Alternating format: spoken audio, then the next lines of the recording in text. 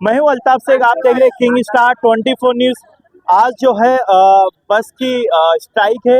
आज 19 तारीख है, जो कि बस वाले लोग ने स्ट्राइक की अपनी मांगों को लेकर। और कुछ यहाँ पे जो हमारे साथ में बेस कमेटी के फैसल खान है और उनके क्या कहना चाहेंगे भाई, आज जो स्ट्राइक हुई है बस में?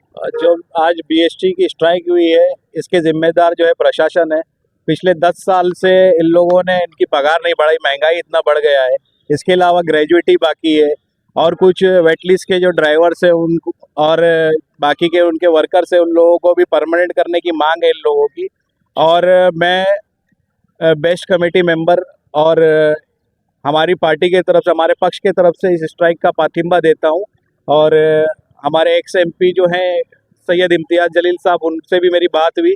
उन्होंने भी कहा कि हम कामगार के साथ हैं और ये लड़ाई अगर आज नहीं रुकती है, इनके फैसलों को अगर मांगों को नहीं माना जाता है, तो कल हमारी पार्टी के बहुत सारे लोग भी आएंगे जो इनके साथ जुड़ के, इनके कंधे से कंधा मिला के इसको कामयाब करेंगे हम। देखिए, कभी कभी कोई कोई सरकार जो है वो सोती रहती है, उनको तेज़ आवाज़ की ज़रूरत होती है। तो हमारे जो कामगार भाई है, इन लोग इतने ज़ोर से शोर करेंगे कि वो अपनी नींद से उठ जाएंगे और उनको पता चलेगा कि बीएसटी जो है ये लाइफलाइन है मुंबई की। अगर रेलवे के बाद सबसे बड़ा साधन अगर कोई पब्लिक इस्तेमाल करती है तो वो बीएसटी है। तो बीएसटी के वर्कर जिस हिसाब से मेहनत करते हैं, उनकी मेहनत को नज़रअंदाज नहीं कर सकती है सरकार। सरकार को इनकी मांगों को मानना पड़ेगा और इसके आगे झुकना पड़ेगा। ये जो भाई 23 लाख यात्रियों को जो दिक्कत हो रही है, उसके ऊपर क्या सरकार जवाब देगी भाई? देखिए, इसके लिए भी सरकार ही जिम्मेदार है ना। अगर इनकी मांग पूरी कर दी जाती, इन्होंने तो बहुत प्यार मोहब्बत से कितनी बार बैठक की है, कितनी बार बोलो इन्होंने कि हमारी मांग को आप पूरा कीजिए। लेकिन इनके भी तो परिवार है, ये भी तो लोकल ही है ना। जब ये अपनी वर्दी उतार कर घूमते होंगे अपने परिवार के साथ, तो ये भी बेचारे एक भारत के नागरिक है, महाराष्ट्र के लोग हैं। तो इनको नजरअंदाज आप कैसे कर सकते हैं? आप आर्थिक कैपिटल है महाराष्ट्र का, मुंबई पूरे इंडिया का। आप यहाँ के वर्कर लोगों को बिल्कुल ध्यान नहीं दे रहे, तो ये चलेगा नहीं। और इसके खिलाफ बहुत बड़ा प्रदर्शन आगे भी होगा अगर नहीं सुना जाएगा तो। क्या लगता है भाई, अभी ये स्ट्राइक के बाद में क्या सरकार इन मांगों को जो है समझेगी, इसके ऊपर कुछ करेगी? तो देखिए, एक कहावत है ना कि बच्चा जब रोता है तो उसको दूध की बोतल मिलती है। तो हम अपनी आवाज़ उठा रहे हैं। डेमोक्रेटिक कंट्री में संविधान ने हमको ये अधिकार दिया है कि हम अपनी बात रखें। बात नहीं रखे, अगर कोई हमारी बात नहीं सुनता है तो प्रोटेस्ट करने का भी अधिकार है हमको। तो इस हिसाब से हम अपना जो अधिकार है उसका इस्तेमाल कर रहे हैं। तो इसके बाद में आप सर बेस कमेटी के मेंबर हैं, इसके बाद आपके आगे का स्टेप क्या होगा? इसके आगे का स्टेप ये होगा कि हम अगर वो बात नहीं सुनते तो बहुत सारा मैटर, जैसे ग्रेजुएटी का मैटर वगैरह है, वो कोर्ट में गया हुआ है। और कोर्ट में आपको मैं बता दूं आपकी जानकारी के लिए कि फैसला जो है वो वर्कर के हक में आए हुए हैं। कई कई जगह पे तो ऐसा जजमेंट भी आया है कि अगर बीएसटी इनका ग्रेजुएटी नहीं देती है तो बीएसटी की जो जगह है, जो उनका जैसे कि बहुत सारी जगह है, डेपो है, उसको बेच के जो है कोर्ट खुद इसको फैसला करके देगी। तो अगर ये बेइज्जत होना नहीं चाहते, अगर ये चाहते हैं कि सब शांति से हो जाए, तो इनकी मांगों को उनको पूरा करना ही पड़ेगा।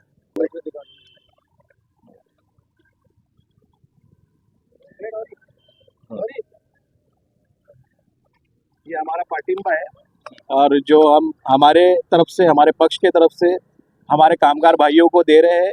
और अगर आज मांग पूरी नहीं होती है तो कल सारे हमारी पार्टी के वर्कर्स वगैरह जो है वो सब यहाँ पे रहेंगे मौजूद। क्या कहना चाहेंगे?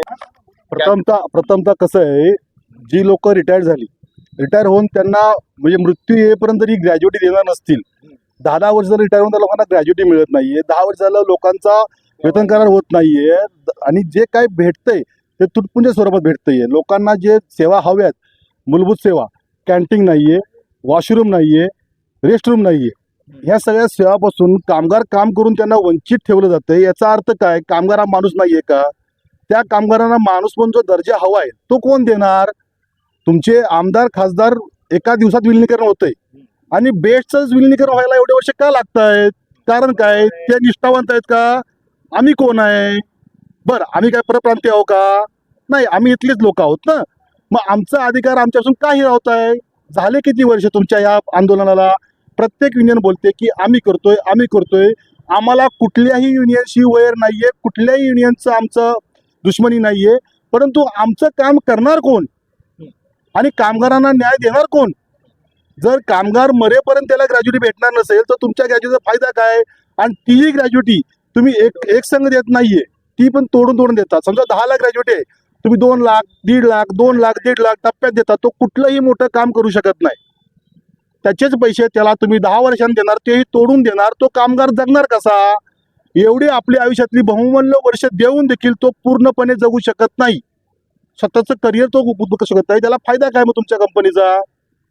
तुम्हाला आमदार खासदार बिन करायला वेळ लागत नाहीये, एका दिवसामध्ये तुम्ही करताय. रिटायर होके कम से कम 5 से 6 साल हो गए रिटायर होके। रिटायर होने के बाद पेंशन मिल रहा है 4,000। 4,000 में आज तेल का डब्बा नहीं आ रहा है।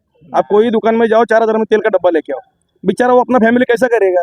ऊपर से ग्रेजुएटी कंपनी के पास बाकी है, 5 साल हो गया उसको ग्रेजुएटी नहीं दिया, वो जिएगा कैसे? और 60 में 65 साल 64 साल में वो जाके चाकरी करेगा क्या? सिक्योरिटी बनेगा गेट पे जाके? क्या काम करेगा वो बेचारा? अगर 35 साल बीएसटी में दिया है, उसके बाद बीएसटी उसका खून पूरा नोच के बाहर को छोड़ रही है, तो वो जिंदा रहेगा कैसा? आधे लोग मर गए बिना ग्रेजुएटी के, आधे लोग मर गए, उनको ग्रेजुएटी नहीं मिला। और जो नए लोग हैं उनको ऐसा मतलब मारा जा रहा है ना स्लो पॉइजन देके, कि मतलब ना जीने दे रहे हमको ना मार रहे। 18,000 पगार दे रहे. अब ये नए लोगों को तो हालत खराब करके रखा है। वेटलिस्ट जो बनाया है ना, पूरा सिस्टम ही वेटलिस्ट गलत बनाया है, पूरा सिस्टम गलत है।